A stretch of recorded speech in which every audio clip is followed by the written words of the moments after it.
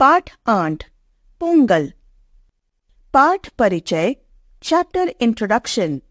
त्योहार जीवन की नीरसता दूर कर जीवन में रस घोलते हैं, जिससे हर्ष और उल्लास का वातावरण बनता है। धान की फसल कटने की खुशी में तमिलनाडु में मनाया जाने वाला पोंगल एक ऐसा ही त्योहार है।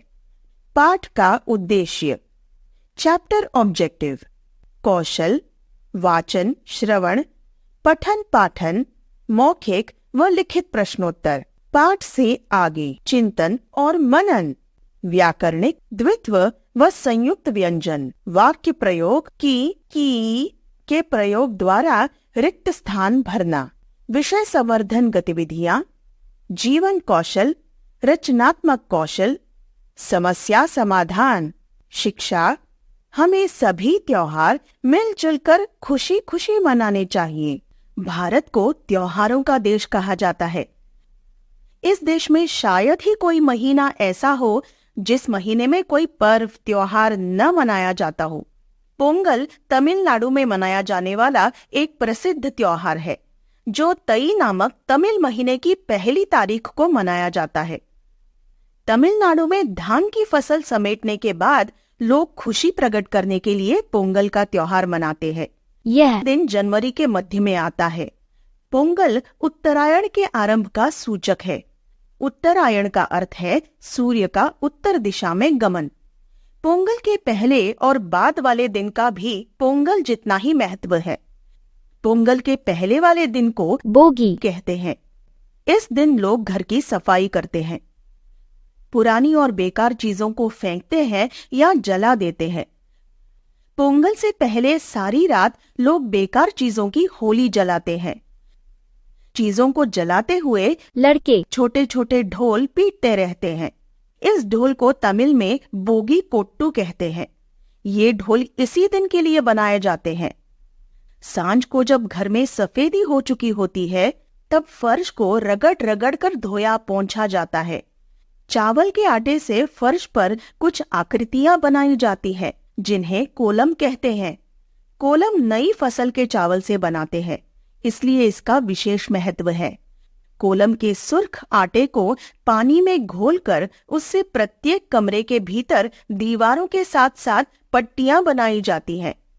पोंगल के लिए एक विशेष बर्तन खरीदा जाता है। उसमें दूध, नई फसल के चावल, गुड़ और मसाले डालकर सूर्य देवता के लिए शर्करई का भोग तैयार किया जाता है। इसीलिए इस दिन को शर्करई पोंगल कहते हैं। जिस बर्तन में पोंगल बनाते हैं वह पोंगल पान्नई कहलाता है। बर्तन के गले पर हल्दी का पौधा बांधा जाता है। तमिलनाडु के लोग हल्दी को पवित्र मानते हैं। हल्दी और धान की फसल एक साथ निकलती है। इन्हीं दिनों ईख की फसल भी तैयार होती है। पोंगल की पूजा से पहले नए कपड़े पहनना जरूरी है, तभी पूजा में बैठने की अनुमति मिलती है। फिर सबके बीच शर्करई पोंगल बांटा जाता है। ईख काट काट कर गंडेरिया बनाई जाती हैं। तमिल में ईख को करम्बू और गंडेरी को करुम्बु तुंडम कहते हैं। पोंगल के बाद वाला दिन माट्टू पोंगल के रूप में मनाया जाता है।